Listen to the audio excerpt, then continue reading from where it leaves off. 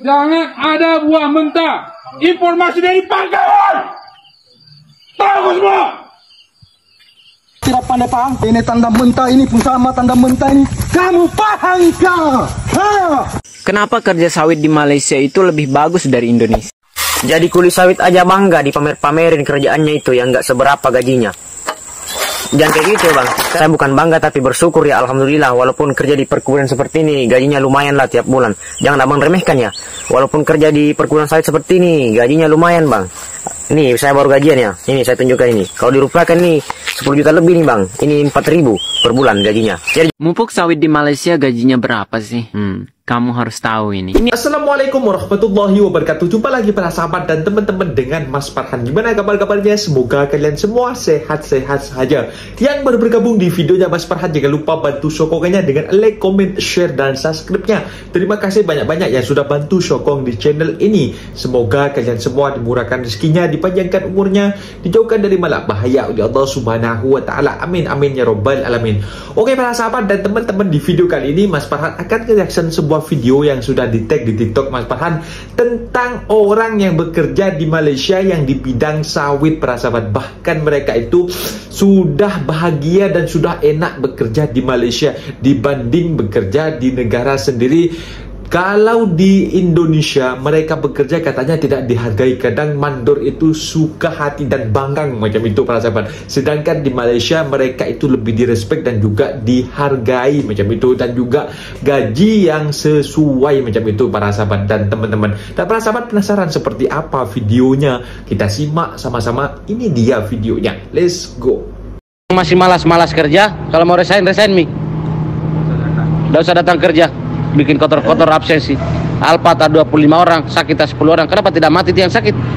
Satu, buah matang dipanen semua.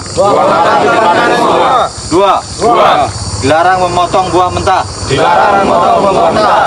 Tiga, brondolan dikutip semua.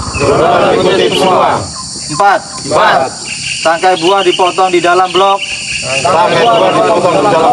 Dengan bentuk V. Lima, buah dan brondolan disusun rapi di TPH. Enam, semua buah harus ditempel sesuai nomor pemanen. Tujuh, pelepah disusun rapi. Di gawangan mati. Antar pokok dan membentuk letter T. Delapan, tidak ada pelepas sengklek. Sembilan, menggunakan APD lengkap. Saat bekerja. Sepuluh, tertib administrasi. Dan tepat waktu. Sama mandor-mandor ini, Pak Nasum semua ikan panggil ini dipanggil semua ke perkebun. Jangan ada buah mentah.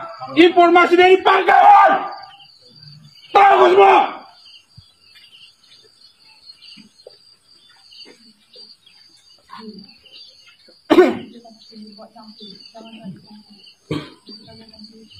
Berhati-hati dalam bekerja ya, lebih-lebih anggota-anggota yang baru itu sepatu di mana? Dalam blok ya. Besok pakai ya, kasih lingkaran pagi pakai sepatunya ya. Yang nggak bapak bontot kemarin, bapak nggak hari ini ya. Sekali lagi saya sampaikan, kalau datang tidak bapak bontot tidak usah kerja ya. Ini yang kedua kali saya ngomong, tidak bapak bontot tidak usah kerja ya. Tidak usah kerja di sini, bukan cari mati, cari hidup, kerja untuk makan ya. Apapun masalah itu intinya mau kerja bapak bontot. Masa tunggu pulang, berarti pulangnya suka-suka bapak lah nanti kerja. Ingat, yang baru waktu untuk bapak training cuma 2 minggu lagi ya. Hasil belum ada peningkatan. Masa nggak lolos mandor-mandor saya yang ngajar.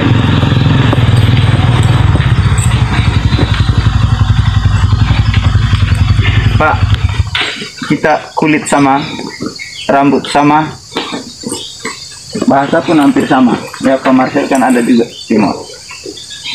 Saya nggak nyambung-nyambung. bukan karena kita yang berdiri di depan sesama kita ikuti. Kami tidak bisa menambah, Pak, hasil Bapak itu. Ya. Kalau habis masa training Bapak, 10 janjang Bapak dapat panen 1 hari. Segitu yang kami bayar.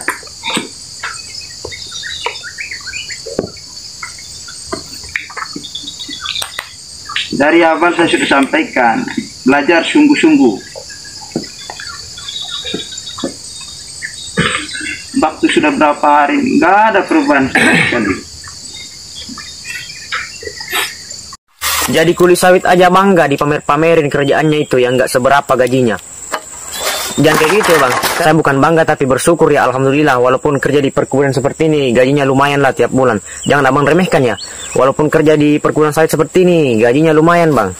Ini saya baru gajian ya. Ini saya tunjukkan ini. Kalau dirupiahkan nih 10 juta lebih nih bang. Ini 4.000 per bulan gajinya. Jadi jangan remehkan ya. Anda yang pengangguran jangan sok keras. Kenapa kerja sawit di Malaysia itu lebih bagus dari Indonesia? Kamu harus tahu ini. Ini adalah pengalamanku pribadi yang pernah merasakan dan sedang bekerja di kedua negara ini. Jadi ini bukan hal yang pasti benar ya. Walaupun secara totem pro parte menurutku Malaysia lebih baik bagi pekerja sawit ketimbang Indonesia. Dalam soal kenyamanan, Malaysia menawarkan kenyamanan yang luar biasa. Kita para pekerja sangat diperhatikan di sini. Mulai dari alat-alat yang dibutuhkan untuk memanen itu ditanggung perusahaan. Nggak perlu beli. Berbeda kalau di tempatku dulu. Semua dibayar pak, emang rada aneh sih. Kedua, saat kecelakaan kerja, obatnya itu ditanggung oleh tempat kita kerja. Jadi saat kena duri, tenang, ada obat anti bengkak, antibiotik dan sebagainya. Itu ditanggung pemilik kebun yang bayar. Jadi makin betah kerja gitu. Kecelakaan kerja ya, bukan demam flu batuk gitu. Kalau itu mah dimanapun ya tanggung sendiri. Sayangnya obat anti jomblo juga nggak ditanggung. Hal-hal yang seperti itulah yang membuat Malaysia istimewa. Namun bagaimana dengan Indonesia? Secara keseluruhan ya pasti banyak tempat kerja yang bagus di Indonesia. Dan secara keseluruhan juga Malaysia pasti memiliki tempat kerja yang buruk dan kurang nyaman. Namun ya gitu, peluang mendapatkan pekerjaan yang bagus itu lebih besar kalau di Malaysia. Mupuk sawit di Malaysia gajinya berapa sih? Kamu harus tahu ini. Ini adalah pengalamanku yang kerja di Malaysia ya. Kalau ada yang berbeda itu ya wajar lah ya. Orang tempat kita kerja gitu nggak sama pak. Aku dibayar 40 ringgit setengah hari. Yap, kalau di Indonesia itu sekitar 152.000. Dari jam 7 sampai jam 10 pak. 3 jam doang kita dibayar 150.000 cuy. Kerjanya santai pula. Sambil velocity juga bisa. Kurang mantep apa coba Malaysia? Sementara aku pernah kerja jadi kuli bangunan di kampungku. Dari jam 7 sampai jam 5 sore dan aku digaji. Ini sumpah ya demi Allah, demi Rasulullah deh. Aku digaji 15.000 pak. Ya ampun. Maksudku ini orang nggak punya otak sih. Masalahnya kalau gue dibayar 15.000 untuk nonton orang kerja, nonton doang nih dari jam 7 sampai jam 5 sore itu gue nggak mau anjing. Maksud gue ngapain juga buang-buang waktu demi 15.000 gitu. Ini enggak, gue ikut kerja, muat pasir, ngaduk semen, diterik panas dari jam 7 sampai 5 sore dibayar 15.000. Maksud gue pernah ditolak cewek, diputusin tanpa sebab, diselingkuhin, dan 6 tahun terakhir ini ngejomblo. Tapi kalau kalian tanya momen yang paling menyakitkan dalam hidup gue ya ini, gue dibayar 15.000 ini. Oke, back to topic. Nah, ini adalah pekerjaan yang paling santai, cuma 3 jam doang sehari. Dan kita bisa begadang. Lah, kenapa? Ya, soalnya kalau lagi manen sawit itu kita nggak berani tidur di atas jam 9, Pak. Sini serius ya, true story. Ya, saking beratnya kerja sawit. Tapi kalau lagi mupuk gini ya, jam 2 tidurnya pun nggak masalah. Tapi ya kalau lagi manen ya nggak berani. Soalnya kerasa banget efeknya kalau tidur kita kurang, Pak. Langsung kolaps kita.